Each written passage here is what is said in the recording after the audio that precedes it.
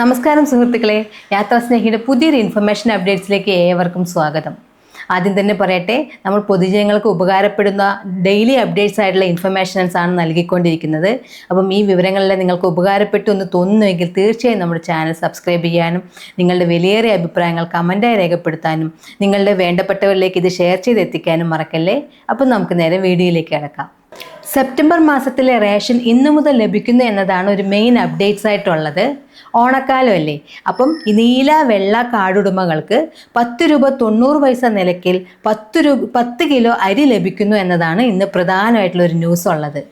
അപ്പം ഇന്ന് മുതലാണ് അത് നൽകി തുടങ്ങുന്നത്. അപ്പം ഓണക്കാലം അല്ലേ, അപ്പം നമുക്ക് സാധാരണ ഓണത്തിന് എന്തെങ്കിലുമൊക്കെ അഡീഷണലായിട്ട് സർക്കാർ നമുക്ക് നൽകുമല്ലോ. അപ്പോൾ ഇത്തവണ നീല വെള്ള കാർഡുടമകൾക്ക് എക്സ്ട്രാ അരിയാണ് നൽകുന്നത്. അത് 10 രൂപ 90 പൈസ നിരക്കിലാണ് അരി നൽകുന്നത്.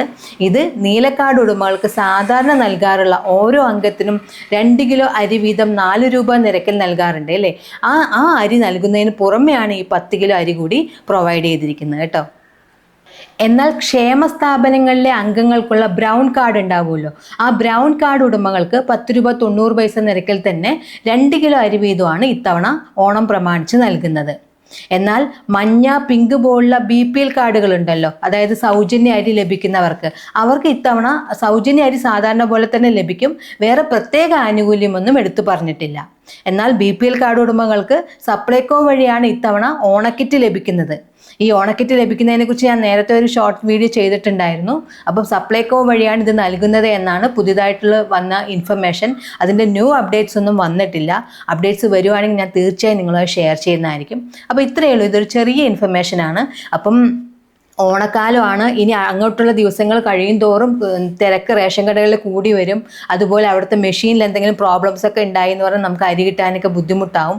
അതുകൊണ്ട് ഇന്ന് മുതൽ തന്നെ എല്ലാവരും അരി വാങ്ങുന്നതിന് ലാസ്റ്റ് ഡേറ്റിലേക്ക് നീക്കി വെക്കാതെ ഇന്ന് മുതൽ തന്നെ എല്ലാവരും അരി വാങ്ങാനുള്ള സംവിധാനങ്ങളൊക്കെ ചെയ്തോളൂ.